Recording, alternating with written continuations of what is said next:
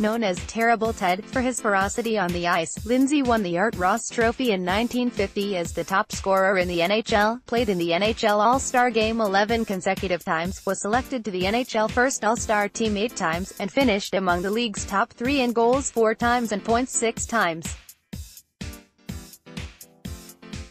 He played his entire 1,068-game NHL career from 1944-45 through 1964-65, coming out of a 4-year retirement in 1964 after 3 seasons with the Chicago Blackhawks to play one final, excellent season with his beloved Red Wings, with whom he broke into the NHL. Lindsay's legacy on and off the ice belied 5'8", 160-pound stature.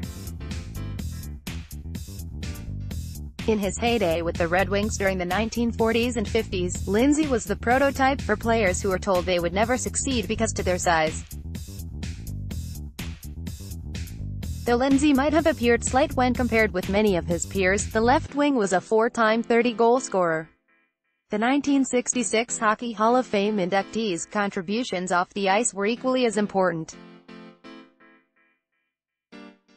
Lindsay and Montreal Canadiens defenseman Doug Harvey first organized players toward forming a union to fight for better working conditions. Lindsay was subjected to backlash from Detroit ownership and traded to the Blackhawks. But he was rewarded in 2010 when the Lester B. Pearson Award, given to the most outstanding player in the regular season as voted on by the players, was renamed the Ted Lindsay Award. Related, Ted Lindsay, 100 Greatest NHL Players, NHL Ted Lindsay Award winners. "I was doing it because I believed in it," Lindsay told the Canadian press shortly after the change. "I was doing it not to irritate owners, I was doing it to help out other players. All of us needed help, we needed a voice as a group, not as an individual." Lindsay was born on July 29, 1925, in Renfrew, Ontario, and was good enough as an 18-year-old in junior hockey to earn a tryout from the Red Wings before the 1944-45 season. He scored 17 goals in 45 games as a 19-year-old rookie. But his career really took off in his 4th season, when he was put on a line with Gordie Howe, a young right wing, and veteran center Sid Abel. Lindsay scored 33 goals during their first season together, and the trio was soon dubbed the production line. The line mates finished 1, 2, 3 in scoring during the 1949-50 season, when Lindsay had an NHL career-high 55 assists and led the league with 78 points. Just as important were the intangibles he provided, including the extreme competitive nature that earned him the nickname, "I was gifted with a competitive spirit. I hated to lose," Lindsay once said. "If it meant running over you, through you, spearing you, whatever it took, I was there for one reason, and that was to win. If that made me terrible, I guess I deserved that title." Opponents may not have liked Lindsay, but they spoke of him with tremendous respect. "It was Ted Lindsay, not Gordie Howe, that caused us the most problems," said Montreal Canadiens star Maurice Richard, whose teams lost the Cup final to Detroit in 1952, 1954 and 1955. By then, Alex Delvecchio had replaced Abel as the center for Lindsay and Howe on the production line, which kept rolling and helped Detroit win 4 championships in 6 seasons. The tradition of players skating around the rink with the Stanley Cup is also traceable to Lindsay, who did it after he won his first championship with Detroit in 1950 against the New York Rangers. "I never thought I was starting a tradition," Lindsay told the Toledo Blade in 2010. "I wanted to recognize the people who paid my salary. It was the fans in the seats." After they presented the cup to Red Wings general manager Jack Adams, they put it in on a table with a tablecloth. "I saw it sitting there and I went over and picked it up and took it over to the boards." Video, "Terrible Ted," Lindsay took on all comers for Detroit. "I took it over and had it so people could see the names on the cup. I went around the ice. I didn't think I was starting a tradition. I was just taking care of the people that paid my salary." The next year the captain that got it, raised it and went around with it. And they said Ted Lindsay started that tradition. "I'm honored to have my name on it." By the mid-1950s, Lindsay had become concerned about the increasing profits NHL owners were making while players did not earn nearly as much as athletes in other pro sports.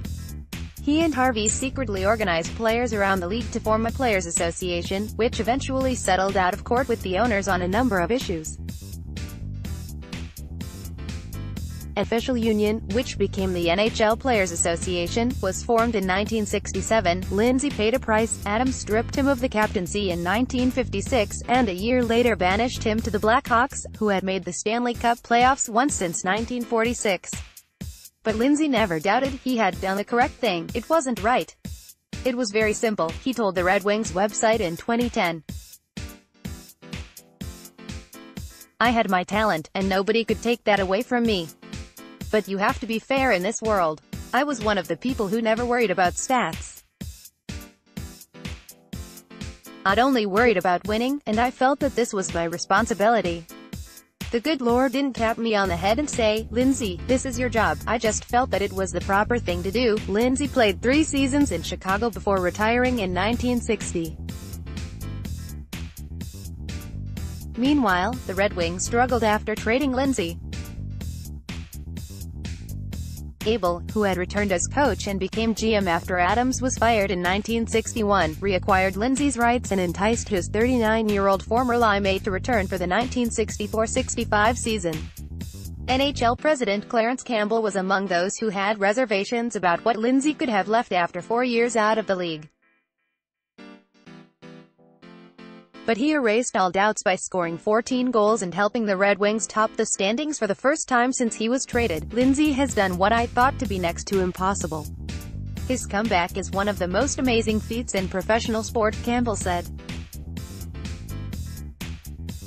Lindsay retired for good in 1965 with 851 points, 379 goals, 472 assists in 1,068 NHL games, as well as 96 points, 47 goals, 49 assists in 133 Stanley Cup playoff games. After his retirement, Lindsay served as a broadcaster for the New York Rangers, then worked as an analyst on NBC's national telecasts in the early and mid-1970s. He returned to Detroit as general manager in 1977, and the Red Wings made the playoffs in his first season after missing them for the previous 7 seasons. Lindsay remained a presence with the Red Wings for years to come and was one of several Detroit legends who had his own stall in the team's locker room at Joe Louis Arena. He was also well known for establishing the Ted Lindsay Foundation, which has been dedicated to finding a cure for autism. In 2008, a statue of Lindsay was unveiled in the concourse at Joe Louis Arena, next to statues of Howe and Del Vecchio. He was named one of the 100 greatest NHL players in 2017. I hope it's good, what they would say, he told NHL.com's Dave Stubbs in 2016 when asked how he'd like fans to remember him. Maybe I didn't always have a good night, but I never cheated them.